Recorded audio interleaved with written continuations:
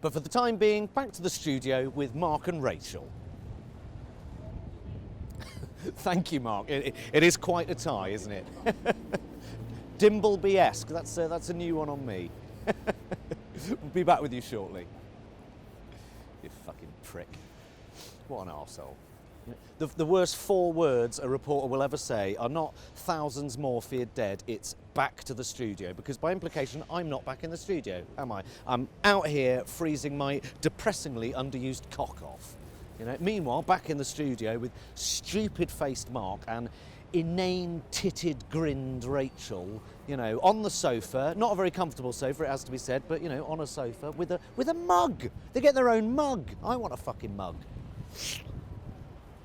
They filmed the One show in there, just in there. Yeah, now that is a fucking gig.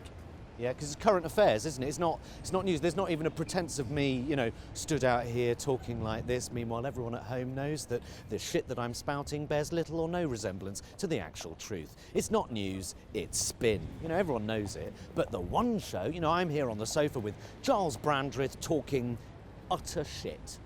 It's a dream job. Dream job. No, I definitely wouldn't want to work for the for BBC News because they're shitting themselves, aren't they? They're running scared because everybody hates them. The Murdochs hate them, the government hates them. And, the government doesn't lie about hating them. They're conservatives. They hate the idea of a publicly funded broadcaster. Of course they do, But instead of fighting their corner, the BBC, they just kind of go, oh, we don't want to piss the Tories or the Murdochs off too much because they'll get rid of the licence fee. Well, sorry, if you don't start fighting now, this will all be gone in 10 years. BBC, it will be a subscription service where you can watch Cash in the Attic and clips of Del Boy falling through a bar on a loop forever, ad nauseum. No radio, no current affairs, no news, no nothing. And people will be like, oh, whatever happened to the BBC? Oh, they dismantled it bit by bit, bit like the NHS. The NHS, oh, remember that? Yeah. And the police and the welfare state. What's left? Banks and the military. And the royal family, I just wish they'd grow some balls, but instead, the headlines tonight. What? It's the drum beats, it's the news drum beats.